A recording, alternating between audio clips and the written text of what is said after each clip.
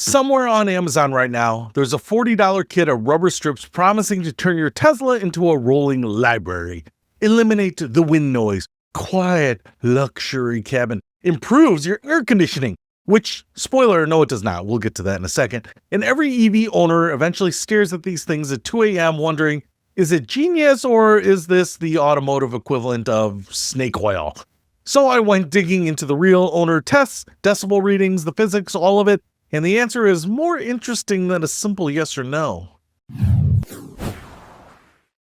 So what's happening, Panda Nation? Peter Von Panda here. Let's set the stage on why this is even a thing. Because it starts with something kind of neat about electric cars. In a gas car, there's this big explodey metal thing up front covering a multitude of sins. That engine racket masks the wind noise, the road noise, the little whistles, hums, rattles, shrieks, crashes. It's like having a loud roommate who actually drowns out your other quieter, more annoying roommate.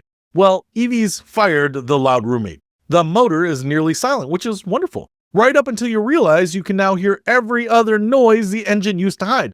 The tire roar, the wind rushing past the mirrors, the rain on the roof, all of it suddenly has the stage to itself. So the noise didn't necessarily get worse.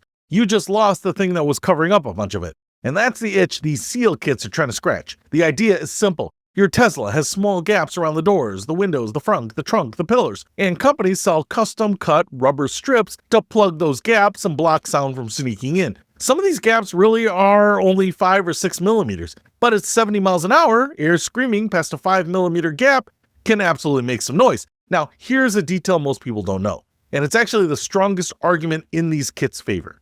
On the higher end Model S and X, Tesla installs a fuller, more complete cabin sealing system from the factory.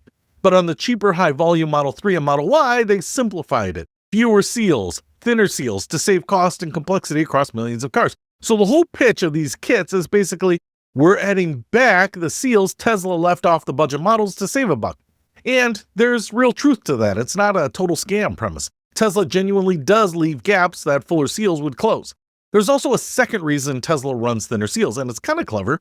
Thinner seals mean the doors close easier. That light, soft, satisfying little thunk, cram in thicker, tighter seals, and the doors start requiring a real shove to shut, which ironically feels cheaper to a lot of people. So Tesla's making a deliberate trade-off here. Slightly more noise in exchange for that easy, premium feeling door close. Every engineering choice is some sort of trade-off, just FYI. Okay, so the premise is legit, but do these kits that I see on my Facebook and Instagram feeds actually work? This is where it gets fun, because owners have gone out with decibel meters and the results are all over the map. And understanding why they're all over the map is the whole ball game. Let me give you the range here. On one end, you've got a Cybertruck owner who installed a door sealing kit, then measured the cabin at 70 miles an hour before and after. The result? Basically identical. Same loudness. His conclusion was blunt. If you want an overall quieter cabin, this kit will not do it. Why? Because on his truck, most of the noise was coming from the front of the vehicle and the motor hum up there. And no amount of rubber on the door edges touches noise coming from somewhere else entirely. On the other end, you've got sellers claiming dramatic drops. One kit advertised going from 73 decibels down to 66 on the highway. And a lot of owners genuinely report their cabin feels calmer, their music doesn't have to fight as hard, the tone of the cabin has changed for the better. So who's right? Well, both of them actually. And here's the key that unlocks it. You have to understand how the decibel scale works first, because it's sneaky. Decibels don't work on a normal linear scale. They're logarithmic, which is a fancy word that means a smaller number change is actually a big real-world change. A drop of just 3 decibels is roughly half the sound energy. That 73 to 66 decibel drop, only 7 little numbers, but it actually represents cutting the noise energy by more than half. So when a skeptic says 7 decibels, who gives a rip? They're accidentally dismissing what's actually a substantial change. The scale hides how big the difference is. But, and this is the flip side, the decibel scale also explains why so many people install these kits and shrug. Because loudness in a car cabin isn't one sound. It's a stack of sounds all piled together.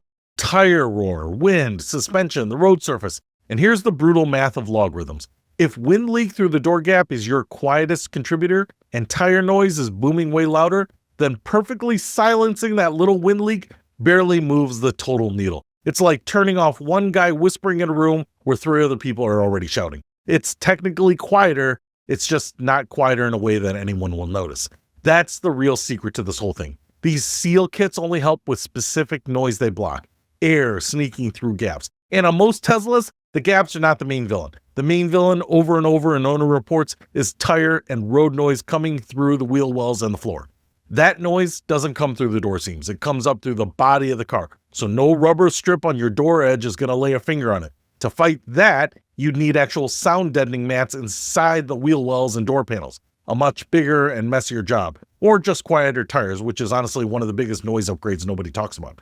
So let me give you the honest, no baloney verdict, because that's what you came for here, right? Or did you come to see me? Either way, you get both. Do these seals do something?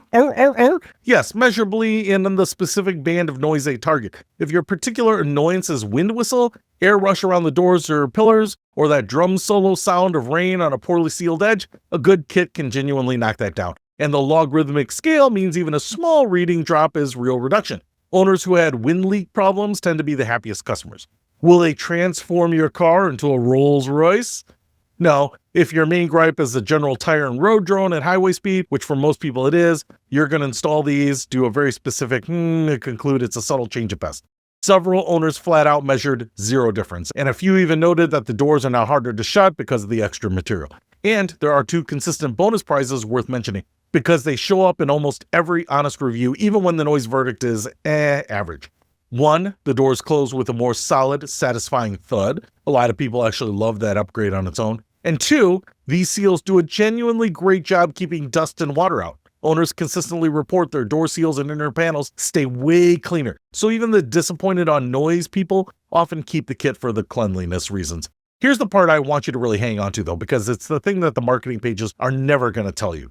A new Tesla is already pretty aerodynamically optimized. It's decently sealed. It's not a leaky mess from the factory. The gaps are small and deliberate, so these kits aren't fixing a broken car. They're shaving a bit off an already okay baseline, and they're doing it in just one specific category of noise. It's not nothing, but it's also not magic. Anyone selling you 6 times quieter is leaning hard on that logarithmic scale to make a modest real-world change sound like a religious experience.